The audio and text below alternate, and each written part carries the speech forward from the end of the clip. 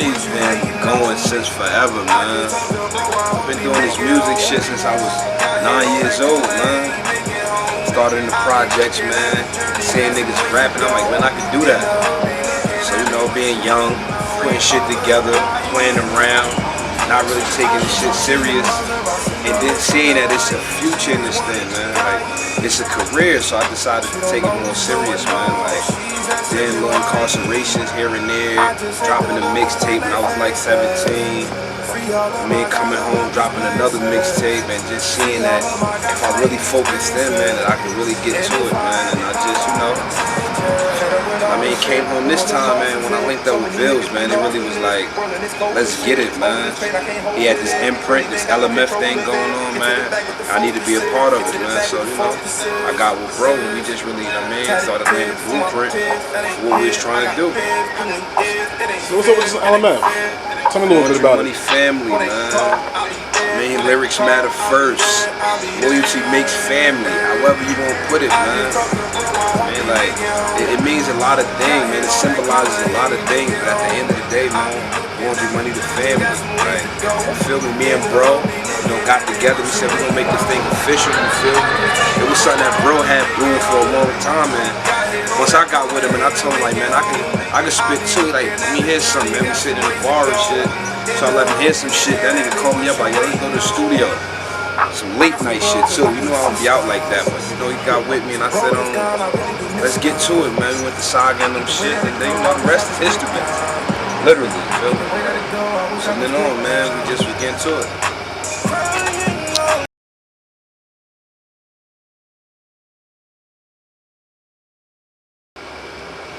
Yeah, man, so like I said, man, me and Millz went to the studio, he called up Saga, you feel me, we went in there, we dropped the joint, you feel me, and then the rest was history. Like I was saying, like, it was a long process, man. We went to a lot of different studios, a lot of different engineers. You know, we had our own studio for a minute, and as we was trying to figure it out, man, I was just recording.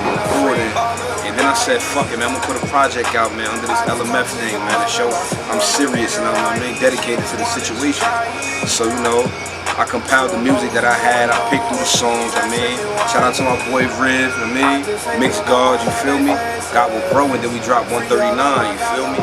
And it was received well, man, like, people was really fucking with it, and I wanted to do more. I wanted to show, like, that we was gonna keep going, we was gonna keep doing it. So shortly after that, maybe like 2 months later, I dropped Long Live Bopper, and that was originally supposed to be called Belmont the mixtape, but I felt compelled to kind of like, you know, show some love to bro, man. Like, he lost his life so senseless that I had to kind of like do something in his memory, you feel me?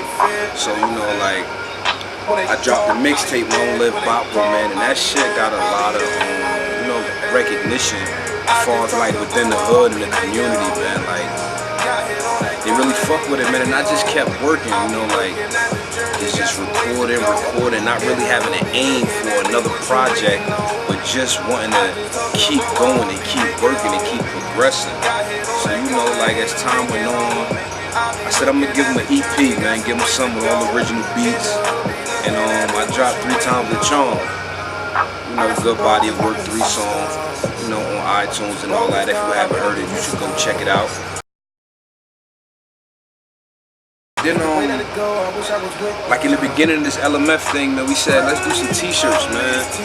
And, you know, I got with bro, we kind of brainstormed a little bit, and we had the L.M.F t-shirts for a little bit. Then, you know, I came up with this little saying, fat rich nigga shit, you feel me? I'm like, damn, that shit sound hard, that shit could go on something. And, you know, Millz, you know, knew the nigga to make the shirt, so he kind of like put the word in, and we got them shits going, man. And then, let's say like a year later, man, we really get into it, man. www.imfrns.com is up, we moving, you feel me? You catch me in the hood near you to grab that merchandise, man. And, you know, here I am right now, man, with the Journey, the mixtape, man. Part 1, because there will be a part 2, man, because I want to take people on this journey with me, man, to show them where I'm going and how I'm going. You know, like, this body of work, man, I feel like it's super personal. You know, it's about showing the people the growth and the transformation and where I'm trying to go and where I'm trying to take it. You know, like, from the first song on, man, like it just shows the mind state that I'm on. The first song, The Journey, and it just lets you see like a little bit about my life and what's going on with me and the people around me, man. Like this is just the beginning of what we trying to do, man. Really just the beginning. We ain't even scratched the surface. Bill's 100 songs in, y'all ain't even heard nothing from him yet. You feel me? Yeah. You feel me? It's just, man, it's just real. Like I mean, once we really get started, cause we ain't get started yet, man. We just like dusting off the cobwebs and just allowing people to see that we got it. But once the train going, man, if you ain't got your ticket, you will be left, isn't it? That's a fact, man. Like, that's a fact, bro. Like, cause niggas see us grinding and see us working and see the clothes and see the hats and everything we got going on, and they like, all right, that's what's up. But once it get real, man, like if you ain't got your ticket, you will miss the train, man. Loyalty makes family. Don't come in, tail in like, yeah, I've been with you. Nah, you ain't been with this shit. Yeah. You feel me? That's a fact, man. You been with this shit, man. Like, all the supporters, much appreciated, man. It's a lot of people, man, running around with that merch, man, and it's definitely appreciated. A lot of people showing love with the music, but it's like, man, it's time, man. It's our time, man. Like Bill said, it's our physical year, man. We just showing niggas, man. Like, that's a fact, man.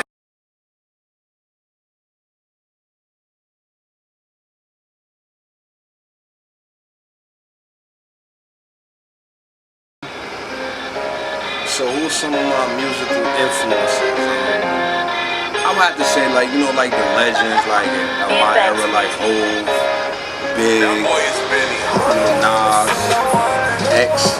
Like coming up, man, it was like an era, I want to say 8, 9, 9, where I had the X album, the Redman album, the L.M.F album, and I think it was like Hov, I think I want to say the Dynasty I had.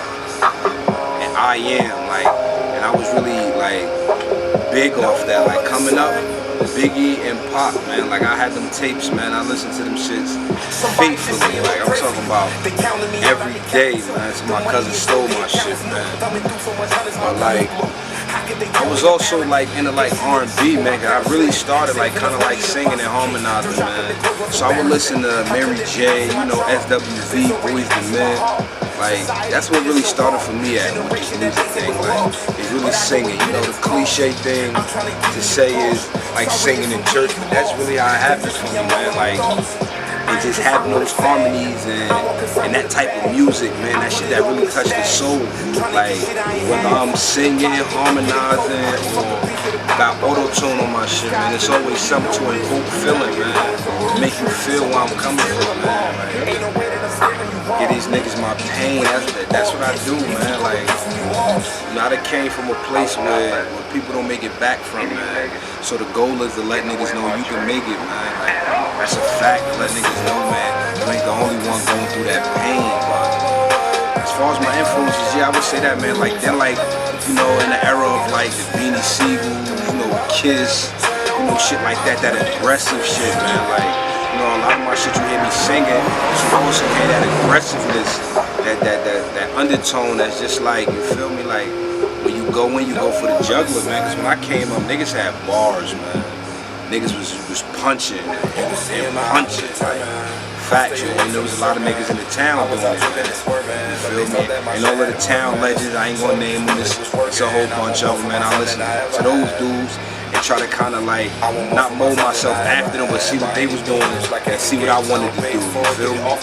Like, and then just listening to a lot of them dudes, man, and just putting it together for myself, man, and wanting to always be unique with what I did, man. Like, that was always the thing for me, like, a lot of these niggas could really rap, man, but it's like, what are you gonna do different when you do what you do, man? So that's how I looked at it, and that's what I wanted to do, man.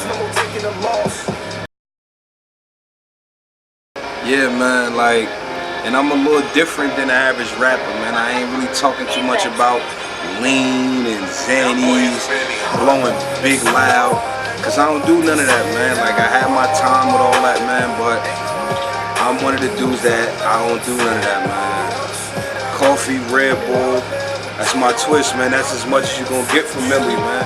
Not to say that I've never done it or disapprove of the people that do it. It's just not for me, man. Like, you know, I had my time with all that shit, man, and I feel like I'm better sober, focused. You feel me? Like, it's the best version of me you gonna get, man. That shit gonna slow me down. I'm already thinking 1,000 miles a minute. Like, that shit definitely gonna slow me down, man. For real. Yeah, man, my interest to the game is gonna be a little different, man. Coming in married already with the family, man. Fighting temptations, like, it's gonna be a lot of that, man. It's gonna be a lot of me, you know, having to maintain the sanctity of the marriage, you feel me? I'm focused, man. I'm definitely focused, man. So you ladies, I'm sorry, but I'm very much taken. You know, facts. For real. You know, one of my favorite ad-libs, man. Cut. It look like you looking around saying you on the streets too, though.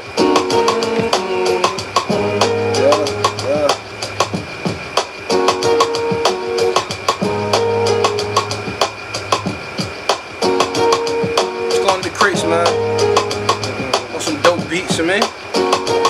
Kids trying to be rapping all night. Look, where's his father ain't the question. When he was 5, he left him.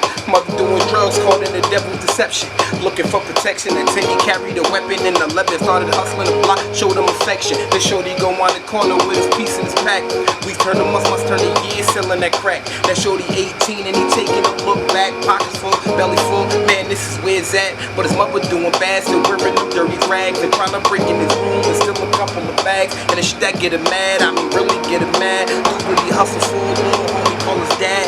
That's the only kind of role model he ever had. Shit start getting bad when his mother's still a stash. Guns, drugs, and even the cash and everything he works so hard for start to crash. Dude, he call his dad, I mean really call his dad. Got the dude set up, toe tagged and put him brags. Now his mother crying hysterical and she mad, but she stole her son life as soon as she stole him bags. And if she wasn't smoking and the nigga had a dad, imagine what kind of life little bruh could have had. Can't blame mine, she just played the hand she was dealt. Can't blame mine, she forced to raise a man by herself. She chillin' now, trying to get her life together, knowing her and her son can't live life together. She reflect, looking back at the mistakes she made. Before the mistake she made her son life she paid. So she get on the top of that building and think about it like, if I jump, will I be with my son? Or is he in heaven and I'm going to hell? I know my past wasn't good, but my future looking well. It's a parent trap. Okay. Look, I said this is where good meets evil and find herself. Man, she hopped off that building to find herself. Start thinking about it, she really needed time for self. All she had to do was remind herself. Her son is gone, smoking so much, her lung is gone. Run along, but the race of life continue running on. So this parent trap too, but this ain't about the son, this about you. Listen, mommy dearest, I know you tripping, I know you bugging. Start to think about your son and then you stop the puffing. Now you relapse, can't put the glass down. Come to think about it, she ain't never put the glass down. She the reason why he died, they don't like that. But she the reason why he died, so I write that. She came right back, I mean right back. Glass dick in her mind, well pipe at the parent trap.